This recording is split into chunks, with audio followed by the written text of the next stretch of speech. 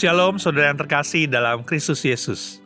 Salam jumpa dalam program Tuhan adalah Gembalaku. Saudara, di pasal sebelumnya, Tuhan Yesus berbicara tentang penderitaan, salib, dan pengorbanan. Itu bukan berita yang mudah diterima oleh para muridnya. Tetapi dalam Matius 17, Tuhan Yesus memberikan sesuatu yang luar biasa, sekilas kemuliaan Kristus. Seolah Tuhan Yesus berkata kepada murid-muridnya, jalan yang kamu tempuh memang menuju salib, tetapi jangan lupa siapa yang kamu ikuti. Karena di balik jalan penderitaan itu, ada kemuliaan yang jauh lebih besar. Mari kita bersama-sama memperhatikan Matius 17 ayat yang pertama sampai dengan 13. 6 hari kemudian Yesus membawa Petrus, Yakobus, dan Yohanes saudaranya. Dan bersama-sama dengan mereka, ia naik ke sebuah gunung yang tinggi. Di situ mereka sendiri saja. Lalu Yesus berubah rupa di depan mata mereka. Wajahnya bercahaya seperti matahari, dan pakaiannya menjadi putih bersinar seperti terang. Maka nampak kepada mereka Musa dan Elia sedang berbicara dengan dia. Kata Petrus kepada Yesus, Tuhan, betapa bahagianya kami berada di tempat ini. Jika engkau mau, biarlah aku dirikan di sini 3 kemah, 1 untuk engkau, 1 untuk Musa, dan 1 untuk Elia. Dan tiba-tiba, sedang ia berkata-kata, turunlah awan yang terang menaungi mereka. Dan dari dalam awan itu, terdengar suara yang berkata, inilah anak yang kukasihi, kepadanyalah aku berkenan, dengarkanlah dia.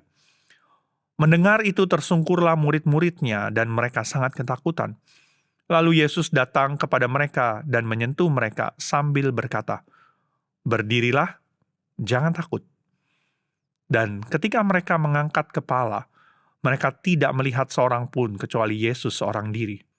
Pada waktu mereka turun dari gunung itu, Yesus berpesan kepada mereka, jangan kamu ceritakan penglihatan itu kepada seorang pun sebelum anak manusia dibangkitkan dari antara orang mati. Lalu murid-muridnya bertanya kepadanya, kalau demikian, mengapa ahli-ahli Taurat berkata bahwa Elia harus datang dahulu? Jawab Yesus, memang Elia akan datang dan memulihkan segala sesuatu. Dan aku berkata kepadamu, Elia sudah datang, tetapi orang tidak mengenal dia, dan memperlakukannya menurut kehendak mereka. Demikian juga anak manusia akan menderita oleh mereka. Pada waktu itu, mengertilah murid-murid Yesus bahwa ia berbicara tentang Yohanes Pembaptis. Saudara, seorang pendaki gunung yang sedang menempuh perjalanan panjang dan melelahkan. Jalannya curam, udaranya dingin, langkahnya terasa berat. Namun di tengah perjalanan, dia mencapai satu titik di mana ia bisa melihat pemandangan yang luar biasa indahnya. Mungkin ada di antara saudara yang pernah mendaki gunung dan di atas melihat pemandangan yang luar biasa. Langit yang luas, lembah yang hijau, dan matahari yang bersinar terang. Pemandangan itu tidak menghilangkan perjalanan yang sulit. Tetapi pemandangan itu memberi kekuatan untuk melanjutkan perjalanan. Begitulah peristiwa di gunung ini bagi para murid. Di dalam ayat yang pertama dikatakan bahwa Yesus membawa 3 murid terdekatnya, Petrus, Yakobus, Yohanes. Mereka naik ke sebuah gunung yang tinggi. Di sana terjadi sesuatu yang luar biasa. Yesus berubah rupa di depan mata mereka. Wajahnya bercahaya seperti matahari. Pakaiannya menjadi putih bersinar.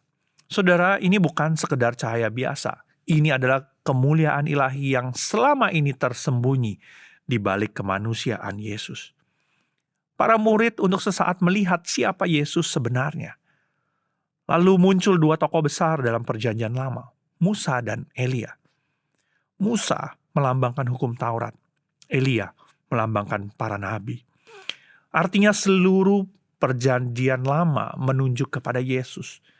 Yesus bukan hanya sekedar guru yang baru. Ia adalah penggenapan dari seluruh rencana Allah. Petrus begitu terpesona hingga ia berkata, Tuhan, betapa bahagianya kami berada di tempat ini. Ia bahkan ingin mendirikan 3 kemah. Namun saat Petrus masih berbicara, tiba-tiba awan terang menaungi mereka dan terdengar suara dari surga. Inilah anak yang kukasihi, kepadanya lah aku berkenan. Dengarkanlah dia. Saudara, ini adalah pengakuan langsung dari Allah Bapa. Pesannya jelas. Yesus bukan hanya sekedar nabi. Yesus adalah anak Allah yang dikasihi. Dan perintahnya sederhana. Apa itu? Dengarkanlah dia. Ketika murid-murid mendengar suara itu, mereka lalu tersungkur ketakutan. Tapi Yesus datang menyentuh mereka dan berkata, "Berdirilah, jangan takut." Mereka mengangkat kepala dan hanya ada Yesus seorang diri. Ini sangat simbolis. Pada akhirnya, Musa dan Elia tidak lagi terlihat. Yang tersisa hanyalah Yesus. Karena pada akhirnya iman kita bukan pada hukum Taurat, bukan kepada nabi, tetapi kepada Kristus sendiri. Saudara, hidup kita sering terasa seperti perjalanan turun dari gunung. Kita mungkin pernah mengalami momen-momen rohani yang indah, doa yang sangat menyentuh, ibadah yang menguatkan, pengalaman dengan Tuhan yang begitu nyata. Namun setelah kita harus kembali dalam kehidupan sehari-hari, ada tantangan, ada masalah, ada pergumulan, kesulitan. Peristiwa transfigurasi mengingatkan kita bahwa di balik semuanya itu, Yesus tetap adalah Tuhan Allah yang mulia. Kadang kita hanya melihat Yesus di dalam penderitaan seperti disalib. Namun Alkitab juga menunjukkan kemuliaan dari Yesus. Dan Tuhan berkata kepada setiap kita hari ini, dengarkanlah dia. Bukan dunia yang harus kita ikuti. Bukan suara mayoritas yang menentukan hidup kita. Tetapi suara Kristus. Karena hanya dialah yang memiliki otoritas sejati di dalam hidup setiap kita. Saudara yang terkasih, di atas gunung itu para murid melihat kemuliaan Yesus. Namun setelah itu mereka harus turun kembali ke dunia yang penuh dengan tantangan. Begitu juga dengan kita. Namun satu hal yang pasti, Tuhan Yesus yang berjalan bersama kita bukan sekedar guru biasa, manusia biasa. Dia adalah anak Allah yang mulia. Dan jika dia yang kita ikuti, maka jalan yang sulit sekalipun akan membawa kita kepada kemuliaan. Karena itu, mari kita terus berjalan bersama dengan dia dan terus berjalan mendengarkan suaranya. Mari kita berdoa. Tolong kami untuk kami bisa terus mengikut Engkau, berjalan bersama dengan Engkau.